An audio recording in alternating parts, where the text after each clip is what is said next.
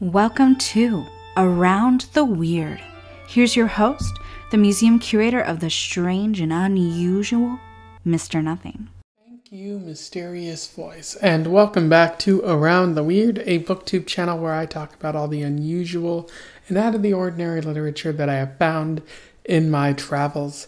Today it is Short Story Tuesday, and I wanted to talk about another spooky or unsettling short story because it is October, the month for spooky short stories. Whether it's unsettling about ghosts or, the rumors of ghosts, or in this case, the knowledge of the great beyond that you probably don't want to have. It's fun to catalog all the creepiness that exists in literature.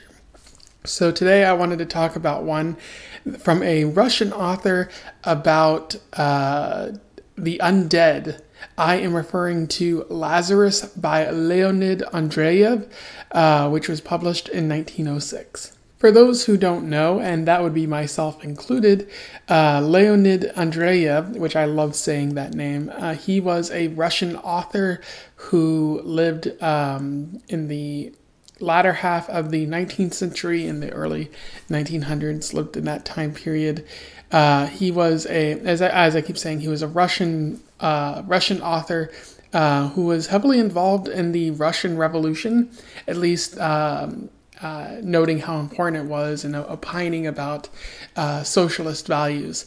Although it is noted that he didn't quite like the Bolsheviks, who eventually won, and so he thought like them coming to power would just lead to disaster for Russia, unfortunately. And so he after they took power, he left for Finland, and that's where he spent the rest of his days.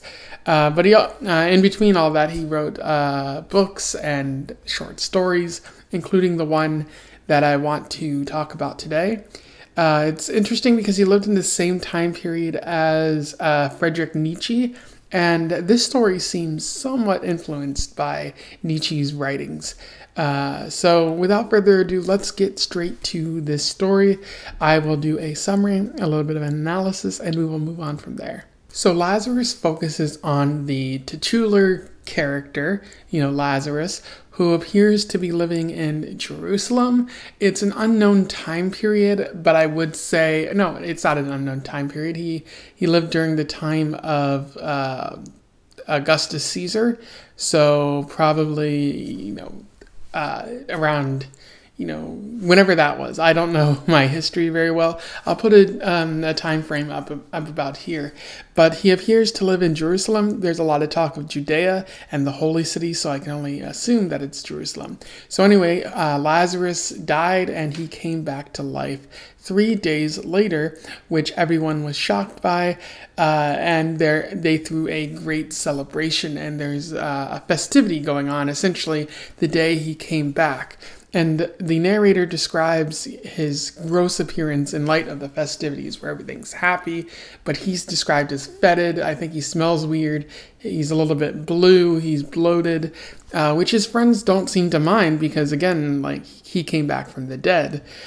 So finally, some Yahoo shows up and says, "Hey, how was it like there? Essentially, what was the afterlife like?" And Lazarus doesn't reply, and the person asks again and again, and he doesn't reply, and this unsettles everyone. So eventually, those people who talk to him and view him are driven to madness, or like close to madness, as you can get, and just you succumb to the gloom and doom. Eventually, his family abandons him, and his neighbors they feed him, but they slowly move away as well. It's described that every night at sunset he stands up and just heads out into towards the desert, towards the direction of the sun, chasing after something that nobody can quite see. And so he's just left to himself over this period of time. Meanwhile, a painter in Rome named Aurelius, who is filled with so much joy, hears about Lazarus and is like, I can sculpt this. I don't need to or like he surely like his doom and gloom is a show or something like that. So Aurelius goes to Jerusalem, meets with Lazarus, and starts learning about him. He only spends a night with him, but that's enough of a night to be inspirational. So he goes back to Rome and he paints what is described as this monstrous, horrifying, not painting, but he sculpts something that's monstrous and horrifying with only like a butterfly. But that butterfly is transparent, and everyone just says, we got to destroy this, and they end up doing that. And at that point, Aurelius doesn't really have any more motivation to sculpt anymore because he views everything as a lie. So clearly talking with Lazarus got to him, and he's lost all the joy he used to feel. Later on, he is summoned to Rome by Augustus Caesar, and while he is traveling through Rome, while Augustus is doing his business, the city grows to hate Lazarus because of what he makes them feel and how what they're all realizing about death. Like it's described that death would be more welcome because they know it, but whereas Lazarus is kind of an unknown dilemma. Why is he experiencing all this? Why is he so silent about everything? Why is he terrifying everyone and making them feel this way? So the city is like, we should kill him, but Augustus is like, no, just send him my way and I'll deal with that. So Augustus is like, be truthful with me, Lazarus. Like, what is going on? What is your truth? Look into my eyes. And Lazarus does look into his eyes, and what Augustus sees is the fall of Rome, the rise of a similar city, and the fall of that city too, for eons and eons and eons. And Augustus feels a great sense of gloom, and he's like, you have killed me, Lazarus. And Lazarus doesn't really respond to that, but by saying that, Augustus comes to realize that that gloom is something to sort of hold on to because it provides meaning for the other like times, the periods where you're feeling exuberant. You remember that there's gloom, and so you're more grateful, and you don't take that for granted. Regardless of that feeling and knowing that ultimately he's benefited by meeting Lazarus, he decides to have Lazarus's eyes burned out, which Lazarus doesn't seem to respond to. They send Lazarus back to Jerusalem to live out the rest of his days. Everyone around him has since moved on, and Lazarus is described as sort of feeling his way around without anyone to assist him, and he lives until he dies for a second time, and the narrator notes that that was the story of Lazarus, who died and then miraculously came back to life, and that's where the story ends there. In terms of analysis, there is a bit to talk about with this story. It's a very fascinating and fun story to read. It's pretty funny, I would say, and I don't know if Leonid intended for it to be funny. So I guess that's, a downside of it. But with the story, like, one thing that stands out to me are the biblical references, the biblical themes of the story, because it's very similar to that of the story of Lazarus, which you find in the Bible, where Jesus shows up at Mary and Martha's house, and is like, show me where Lazarus is, because he heard that Lazarus was dead. And even I think Mary or Martha are like, hey, if you had been here, Lazarus wouldn't have died. So he goes to Lazarus's tomb, brings him back to life, and everything is hunky-dory. Everyone is reminded of the beauty of God and all of that. So it seems like a really positive story. But this flips the story of Lazarus on his head, because once Lazarus is brought back from the dead, everything is terrible for him. Like, he's decrepit, decayed, which people don't seem to mind because, again, it's a miracle that he even came back at all.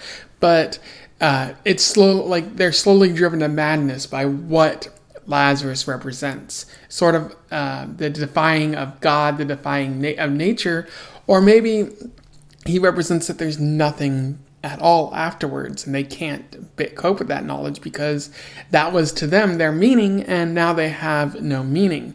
And I think this is sort of a counterpoint to the story of Lazarus. Like, Leonid is like, hey, everyone likes that story, but what if I take it to the extreme and show you, what it could really represent? And I really like that about this story, like how it works with that story of Lazarus and presents, a really weird extreme that terrifies and is really creepy to think about. Like, not only do you have like someone brought back to life who has been slightly decayed, and now that's who he has to be, scaring the children and whatnot, but you also have a sort of reminder that maybe life is chaotic and random at the same time. Another interesting thing is how it's described. Like, this is described as a miracle in the beginning of the story, like much as how it was described in the Bible. But what's really interesting is that at the end of the story, the narrator once again says, and that was the story of Lazarus, who died and whose reincarnation, or not reincarnation, but who was brought back to life as a miracle.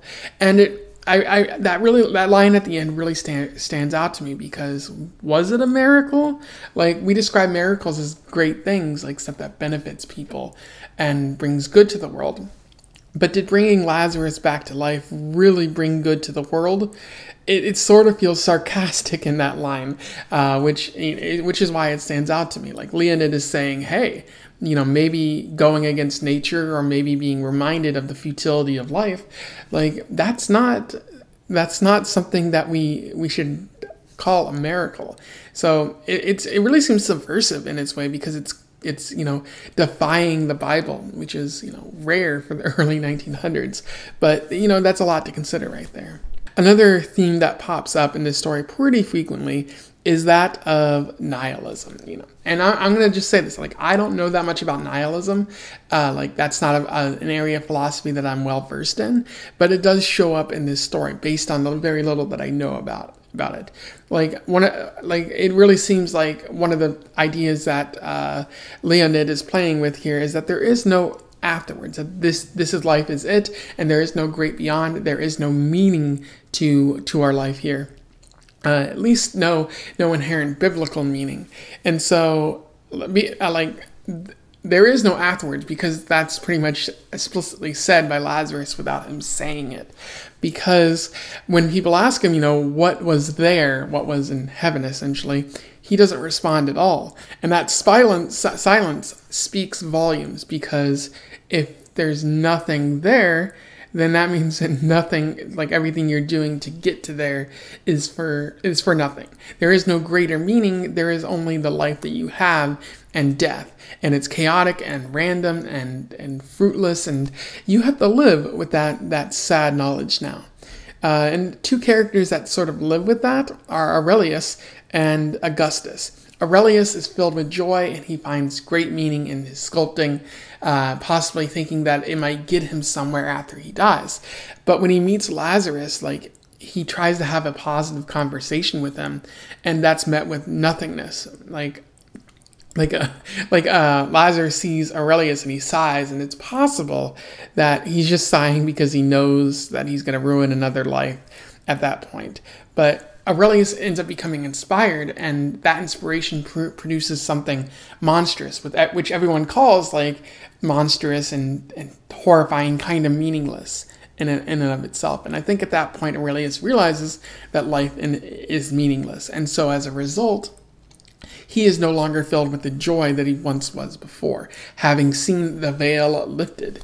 The same thing happens to Augustus when he looks into Lazarus's eyes, because he thinks that he's building a great empire for everyone, and this might last forever, as emperors or rulers tend to think.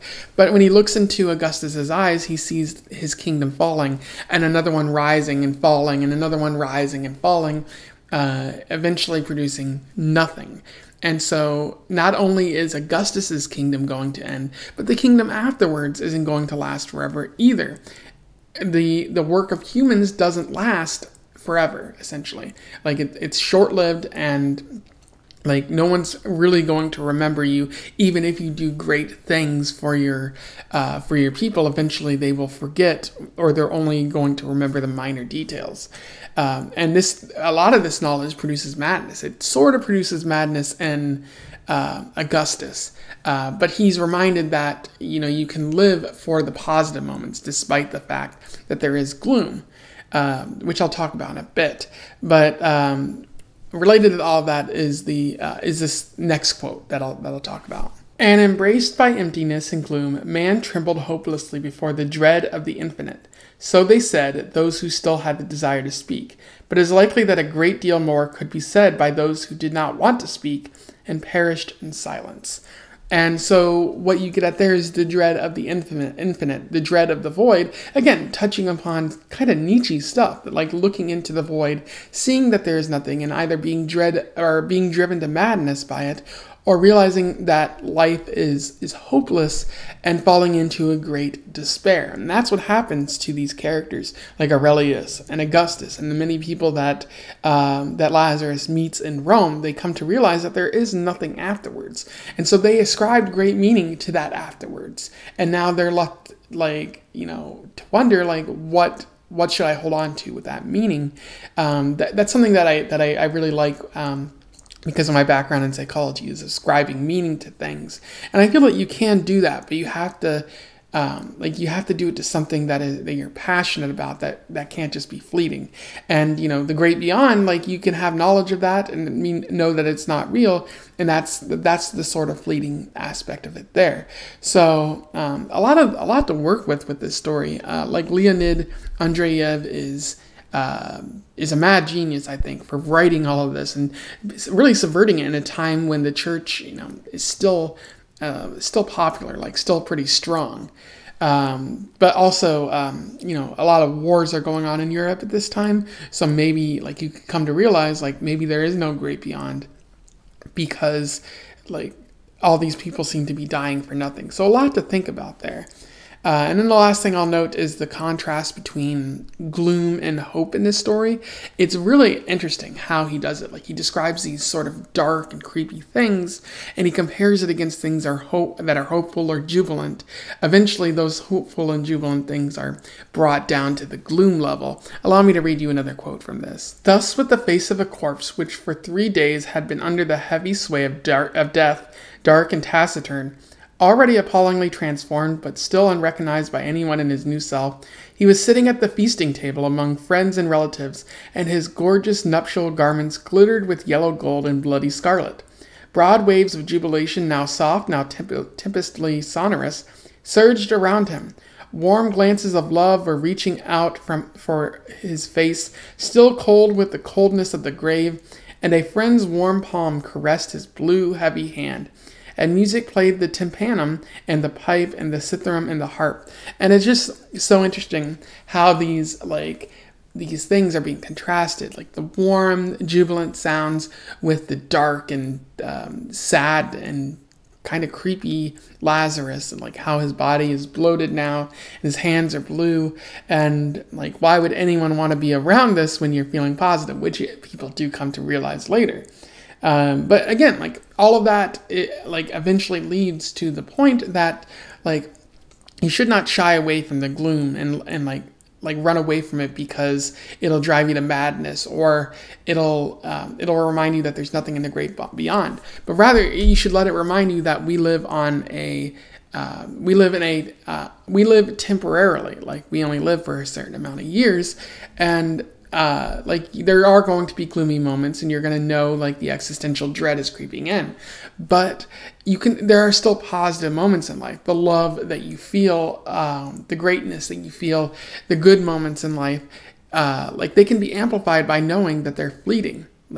You can enjoy them while knowing that the dread might kick in, and you can know that you shouldn't take these moments for granted, and that'll help you enjoy them more.